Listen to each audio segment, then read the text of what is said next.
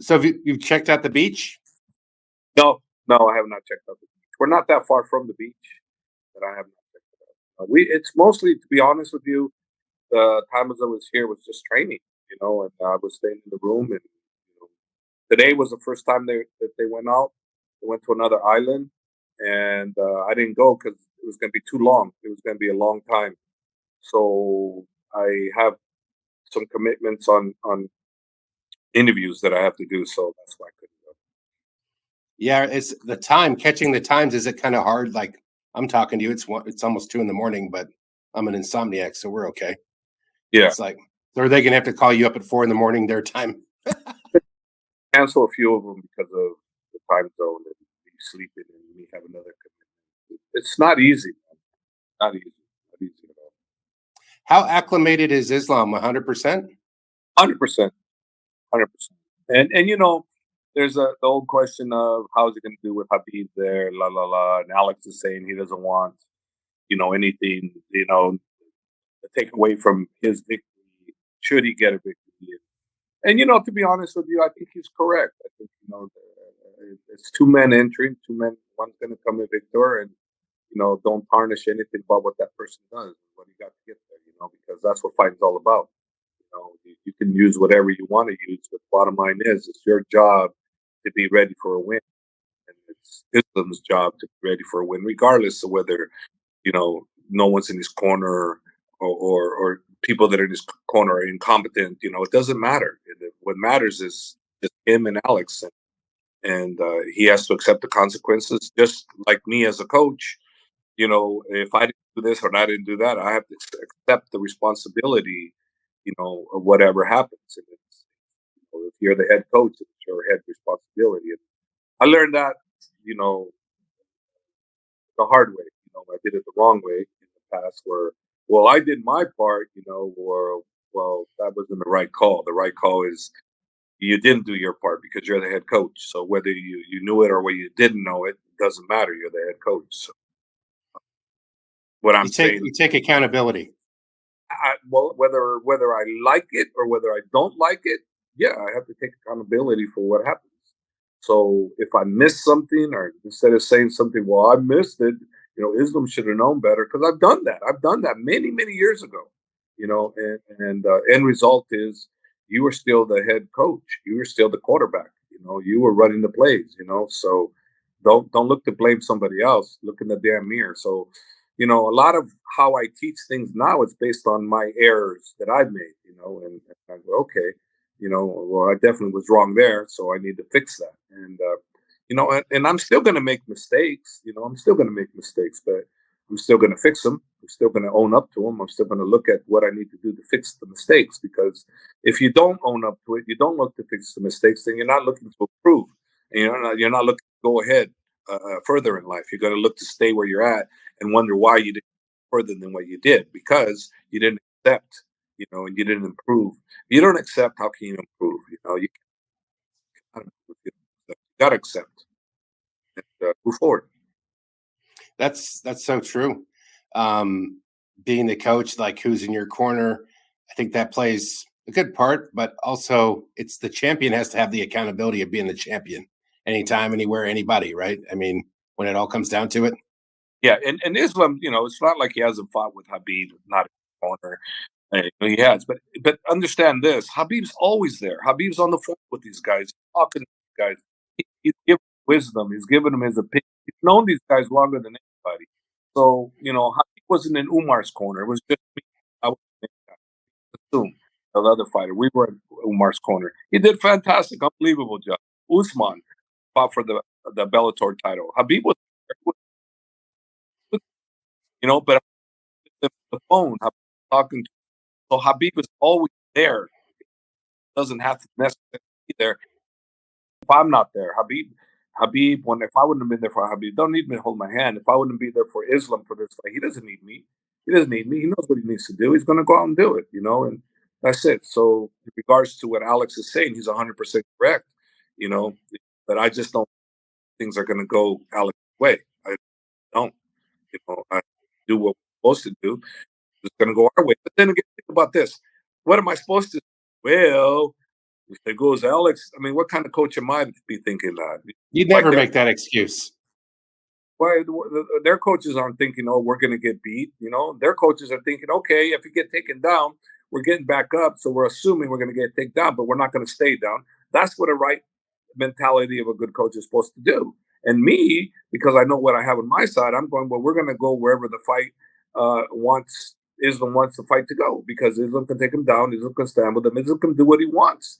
So our strength is we're coming with that mentality. Their strength is they're coming in, he can take me down, but he's got to keep me down. And then the longer it stands, the more of a chance that he's going to feel what it's like to go with me. And that's their attitude. And that's the way they're supposed to have. They're supposed to have that power. It's like they think, well, I know I'm underdog, but I'm just going to. Hell no. Alex is like, I'm going to go conquer that lion. Don't tell me I can't beat that. Beat him before, maybe not that lion, but I beat lions before, and I'm going to do it again. That's his attitude. That's the way he should come across. We are on Islam's side approaching it the same way. He's a great lion. He's pound for pound the greatest lion right now in all the divisions, and we're out to conquer that lion. And Islam is going to do that, because Islam, that's what he wants also. He wants that lion, and we're getting our advantages. And Yeah, I can see all those things. It's there's no doubts. I mean, there's what the other conversation we had. Oh, he was bigger, but that's what he used to be. What relevance is that? He's not 205 walking in the cage. There's no way. Wouldn't be suitable for this fight. And look, he's fought as high as welterweight. One of his only losses was that welterweight.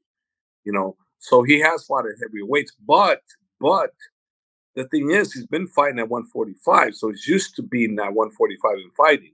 This is his first time in a while at 155. So how is he going to be adjusted? Is he going to be better adjusted or not? I don't know. I have no idea. I do know this. One thing's a fact. Look at all his opponents. There isn't one opponent that he fought this. Whereas yet Islam's opponent, they've been like him. They've been like someone else. They've had that. Islam fighting people like him that are primarily strikers, and he's fought all various types. Where Alex hasn't really fought one like Islam. The closest he came fighting in the UFC, more about the UFC. Before the UFC, I don't know, but in the UFC was Chad Mendez. I remember that fight. He's not like Islam, but he is a grappler, and he took Alex a while back. But Islam is not that type of takedown. So Islam's well versed in so many different areas: the leg sweeps, judo throws, wrestling. He's got the whole everything he's got. It's funny. You saw that little egging on. I mean, I've seen they've had some back and forth. It's been comical and light and respectful between Islam and Volk. Where he was trolling him like, you should be the Olympic wrestler for Australia because you don't have any wrestling here. You're certified. He was saying that to him on a DC podcast. But then before that, Alex was saying, you see my knee, it's got a picture of your face on it.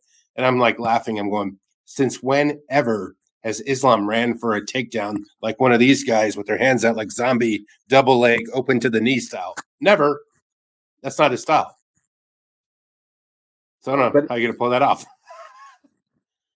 Strange things that happen, look what happened when, George Masvidal went charging across the ring and went at Ben Askren and knocked him out with a flying knee. When did we ever see that happen? So rare things do happen. They do. So I cannot say that'll never happen. Well, look at Usman when he fought Leon Edwards. We're thinking, okay, this fight's over. This fight's over. And actually, I wasn't thinking that because I saw Leon. He looked like he was in the game still trying. He was still trying to set him up. But I thought on the other side, there was no sense of urgency. And look what happened. One of the greatest comeback in championship history. So you can't ever take your hat off and look at all that hair. You got to cover that stuff up, right? Cover that up, and do your work because you're not done. Don't take your hat off until it's completely over. And trust, the pun intended, hat will be on. Yeah, that fight will not be off.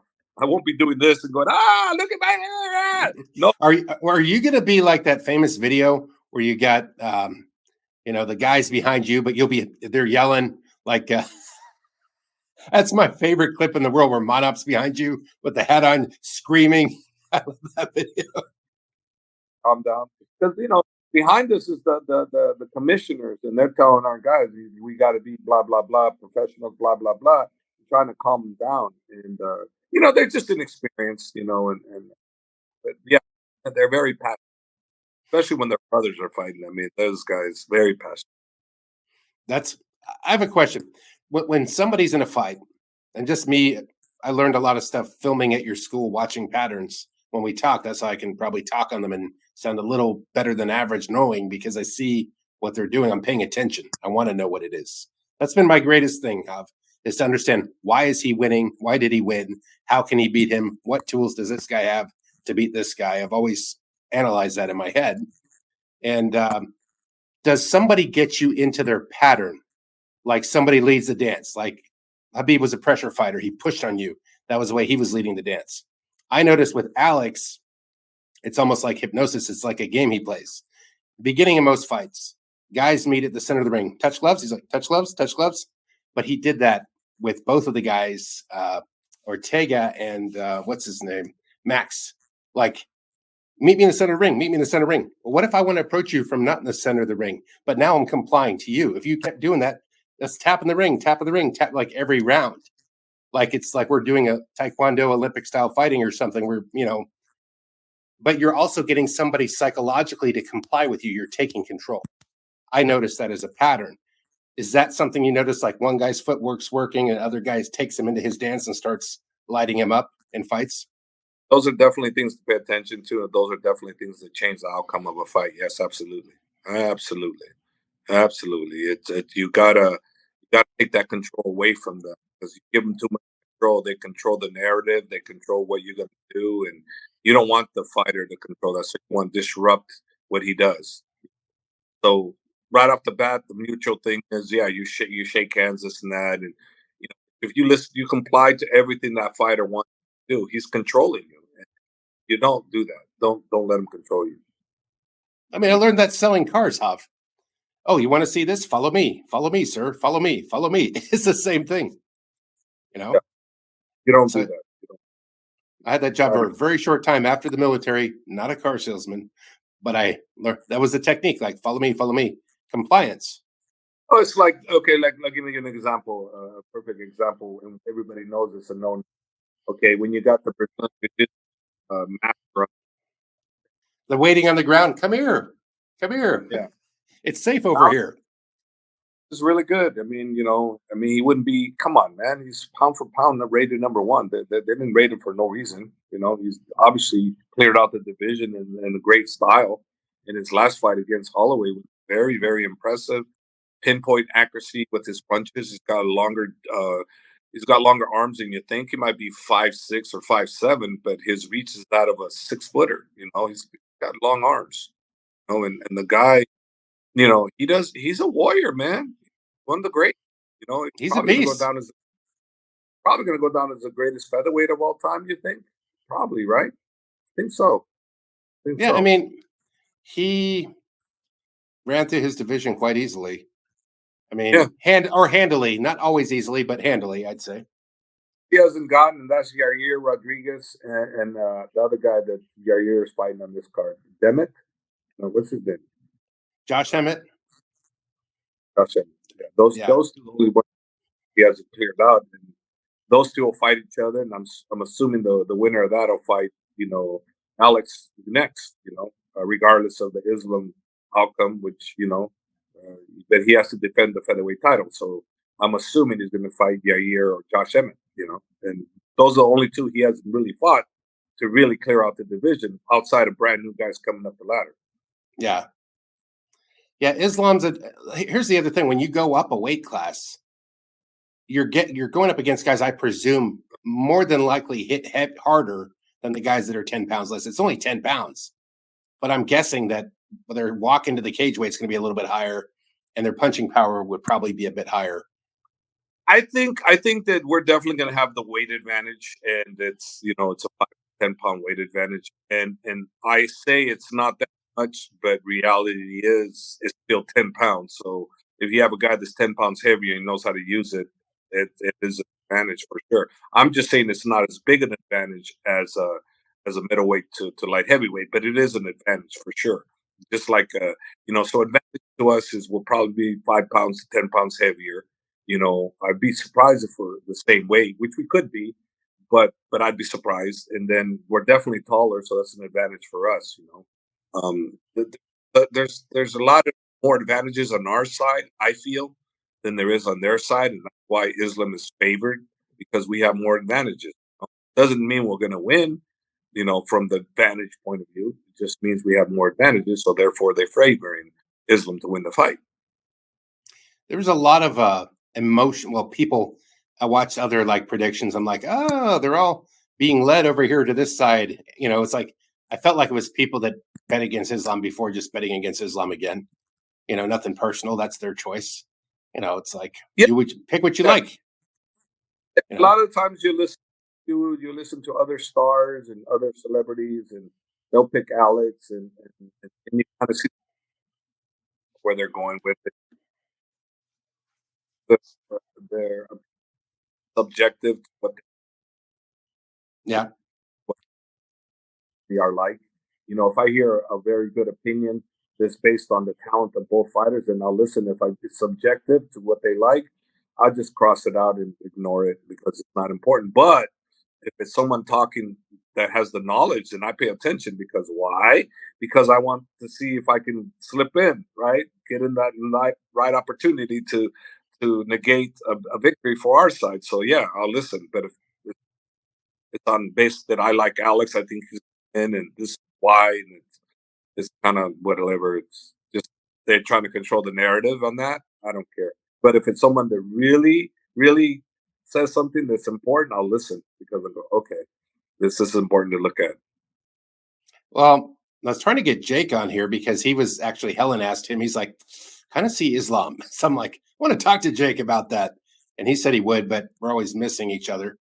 And he was a strong grappler. He just isn't. I don't recall him having the knockout type power that Islam had, but he was great on the ground, and he lived by the ground, and he get all the way up to GSP with it. So, they see something. The other grapplers see something in the other grapplers. They always do. Jake Shields was a pure grappler. He was an MMA fighter, but he was stand up. Very honorable fighters, and Stand up, guys. yeah, Like Gil a lot is I think his wife is fighting soon, or I don't know. She might have been on the card tonight. I didn't see the early undercard. Gonna check no, Carrie. they're not going to put her in San Jose, huh? On March 10th because she's Yeah, they added her to that card. She's great. yeah, she's a draw, so that would be San Jose because of that reason. Take advantage of the hometown. She's tough as they come, and she's a good draw. Yeah. What Do is you the fan? enjoy do you Yeah, enjoy fan. the local like event like in your backyard? Is that always more enjoyable, the SAP? Yeah, because I'm home. I don't have to go nowhere. I like it. I love it. It's like I don't have to. I just go home. I love it. I fight it my way. We fight at home all the time, every single time.